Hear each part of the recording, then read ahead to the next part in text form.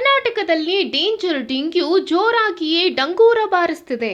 ರಾಜ್ಯಾದ್ಯಂತ dengue case ಹೆಚ್ಚಾಗ್ತಿದ್ದು, ಆರೋಗ್ಯ ಇಲಾಖೆ ಹೈ ಅಲರ್ಟ್ ಆಗಿ ಪರಿಸ್ಥಿತಿಯನ್ನ ನಿಭಾಯಿಸಲು ಸಕಲ ಕ್ರಮ ಜರುಗಿಸಿದೆ. ಈ ನಡುವೆ ಮೈಸೂರು ಜಿಲ್ಲೆಯಲ್ಲಿ ಡೆಂಗ್ಯೂಗೆ ಮೊದಲ ಬಲಿಯಾಗಿದೆ. ಡೆಂಗ್ಯೂಗೆ ಸಮುದಾಯ ಆರೋಗ್ಯಾಧಿಕಾರಿ ಬಲಿಯಾಗಿದ್ದಾರೆ. 32 ವರ್ಷದ ನಾಗೇಂದ್ರ ಬಲಿಯಾದ ಸಮುದಾಯ ಆರೋಗ್ಯಾಧಿಕಾರಿ ಅಂತ ಗುರುತಿಸಲಾಗಿದೆ. ಮೈಸೂರು ಜಿಲ್ಲೆ ಹುಣಸೂರು ತಾಲೂಕಿನಲ್ಲಿ ಕರ್ತವ್ಯ ನಿರ್ವಹಿಸುತ್ತಿದ್ದ ನಾಗೇಂದ್ರ ತೀವ್ರ ಜ್ವರ ಹಾಗೂ ನಿಶಕ್ತಿಯಿಂದ ಬಳಲುತ್ತಿದ್ರು.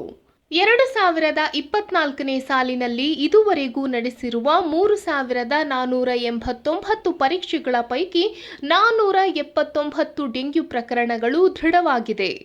ಸದ್ಯಕ್ಕೆ 162 ಆಕ್ಟಿವ್ ಪ್ರಕರಣಗಳು ಇವೆ.